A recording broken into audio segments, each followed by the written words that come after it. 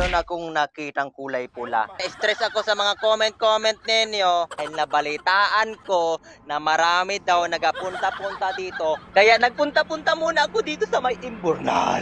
Ayan, nakikita nyo sa likod ko. Bakit ang sabi ng iba, ang dami-dami ko daw nakikitang ebidensya. Hindi nyo ba alam, kadugo ko si Detective Conan?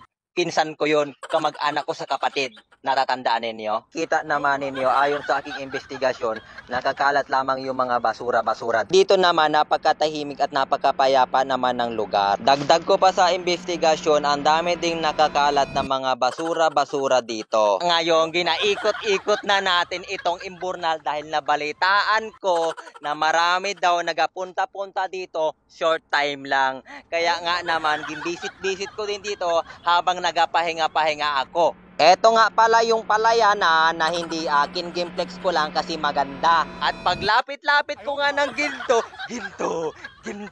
ay paglapit ko nga ng ganito, nakita ko meron dito. Ayan o, hindi ko naasabihin, nakita naman ninyo. Pero ayon sa aking investigasyon, medyo matagal-tagal na yan dito ba? Ayan, nakita ninyo, medyo matagal-tagal na yan. Kaya hindi ko napapaniwala dahil may malapit dong basuraan, parang naglipad lang dito. Pero tingnan pa rin natin. Bus, maya nga lamang may nakita akong kulay pink. Ito kulay pink. Ayan, may nakita akong kulay pink dito. Alam ko, indikasyon ito na kung saan isang ebidensya. Ayan, sa simpleng bagay na ito, may ebidensya na naman tayo ngayon. Maliit lang siya. Nasaan na kaya ang mga kasunod nito? Yung mga kapiraso nito? Napakaliit naman ng ebidensya nito. Ayan, nakikita nyo naman yung mga sukat-sukat na mga Imburnal yan. Kasya ang tao diyan. May maliit, may pinakamaliit, pero may pinakamalaki. Sigurado makakakita tayo doon sa may pinakamalaki. Pero napansin ko lang dito sa loob, may nakita ako, ito yung kapiraso ng ating iniimbestigahan. Ito ang saya-saya na naman, nakakakita naman tayo. Alam nyo ba kung ano ito? Ang saya-saya talaga. Napapansin nyo naman, ayan may yak-yak na ng mga paa dito, papunta dito sa may unahan. Nakikita ninyo, ibig sabihin, ginadaan-daanan talaga ito ng mga tao-tao dito ba? Ang saya-saya talaga.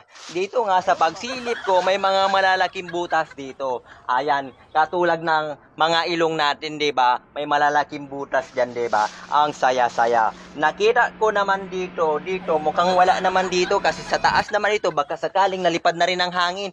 Pero nakita ko dito sa baba. Pagsilip ko nga ng ganyan dito pa baba, pag bisita-bisita ko dito, meron akong nakitang kulay pula. Nakita nyo yung kulay pula na yon? Paborito ng lugar namin dito, kulay pula. Ayan, nakita naman ninyo isang ebidensya na kung saan talaga naman, buo pa siya buo pa siya. Buo pa nga ni siya. Buo pa talaga. Parang pagmamahalan nyo sa isa't isa, buo pa. Ayan, may laman-laman pa siya, Hindi, siguro nalaglag ito doon sa may-ari ba? Naku, siguro ito, may footprint siguro ito. Unti-unti na lang ang tao sa mundo. Kaya ganyan, dahil gawa nga ng mga ganito. Pero napaka-importante pa din, di ba? Protected tayo. At syempre tayo ay safe sa lahat ng bagay. Nakita naman ninyo yung mga butas-butas na yan. Ang lalaki, di ba, ng mga butas-butas? Napapansin nyo din yan. Ayan, mula sa maliit, palaki. Ang ganda-ganda nga ng sikat ng araw ngayon. Pagtingin ko dito sa baba, may nakita akong ebidensya. Nakita nyo tong ebidensya na ito, kulay itim. Ayan, kapiraso lang din yung nakita ko. Ayon sa aking investigasyon, dito sa lugar na ito, pwedeng-pwede na itong lugar na ito para mag-dating place ba? Nako, at dito pa sa Imburnal. May nakita na tayong mga ebidensya dito. Siyempre, kailangan ko pa rin ng mga testigo. Katulad nung nakaraan na pinuntahan natin, may testigo tayo, di ba? Pero dito, hindi ko sigurado dahil meron doong basurahan, baka nilipad-lipad lang yun dito ba? Pero ang importante, na-discover natin itong lugar na ito. Ayun. Ayan. Ang importante na discover natin itong lugar na ito na pinupuntahan ng mga taong nakikipag-date. Ay, tapos may daladalang mga ganito ba? Ay, na-stress ako sa inyo na naman. At sasabihin naman ng mga viewers na ito, ng mga basher na ito, planted daw ito. Kaya kung makita-kita nyo lang yung mga ebidensya ko sa bahay, napakadami. Ay, nako. Huwag ka tamad mag-follow. Mag-follow ka na at sundan mo yung mga susunod na video.